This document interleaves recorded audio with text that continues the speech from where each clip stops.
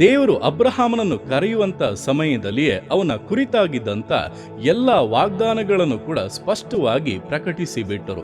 ಅಬ್ರಹಾಮನಾದರೂ ದೇವರು ನುಡಿದಂಥ ಎಲ್ಲ ವಾಗ್ದಾನಗಳನ್ನು ನಾನು ನಿಶ್ಚಯವಾಗಿ ಹೊಂದುತ್ತೇನೆಂಬಂತ ದೃಢತೆಯಲ್ಲಿಯೂ ನಂಬಿಕೆಯಲ್ಲಿಯೂ ಕರ್ತನ ಕುರಿತಂತ ಒಂದು ವೈರಾಗ್ಯದಲ್ಲಿಯೂ ಜೀವಿಸಿದಂಥ ನಿಮಿತ್ತವಾಗಿ ಎಲ್ಲ ವಾಗ್ದಾನಗಳು ಅವನ ಜೀವಿತದಲ್ಲಿ ನೆರವೇರಿದವು. ನಿಮ್ಮ ಜೀವಿತಗಳಲ್ಲಿ ಕೂಡ ಕರ್ತನು ನುಡಿದಿರುವಂಥ ವಾಗ್ದಾನಗಳು, ಇನ್ನು ಮುಂದೆ ನುಡಿಯಲಿರುವಂಥ ಆಶೀರ್ವಾದಗಳು, ಇದೆಲ್ಲವನ್ನು ಹೊಂದಬೇಕು ಅಂದರೆ ನಿಮ್ಮಲ್ಲಿ ಅದನ್ನು ಹೊಂದುತ್ತೇನೆಂಬಂಥ ದೃಢತೆ, ನಂಬಿಕೆ, ವೈರಾಗ್ಯ ಇರುವಂಥದ್ದು ಬಹಳ ಅವಶ್ಯವಾಗಿದೆ. ನೀವು ಸೋತು ಹೋದರೆ, ಬಿಟ್ಟು ಹೋದರೆ ಅನೇಕ ವಾಗ್ದಾನಗಳು ನೆರವೇರದೆ ಹಾಗೆ ನಿಂತು ಹೋಗುತ್ತದೆ. ಆದ್ದರಿಂದ ನಂಬಿಕೆಯನ್ನು ಬಿಟ್ಟು ಬಿಡಬೇಡಿ, ದೃಢವಾಗಿರಿ. ಕರ್ತನ ವಾಗ್ದಾನಗಳು ನಿಶ್ಚಯವಾಗಿ ನಿಮ್ಮ ಜೀವಿತದಲ್ಲಿ ನೆರವೇರುತ್ತದೆ. ಅದರ ಪೂರ್ಣ ಆಶೀರ್ವಾದವನ್ನು ನೀವು ಖಂಡಿತವಾಗಿ ಕಾಣುತ್ತೀರಾ.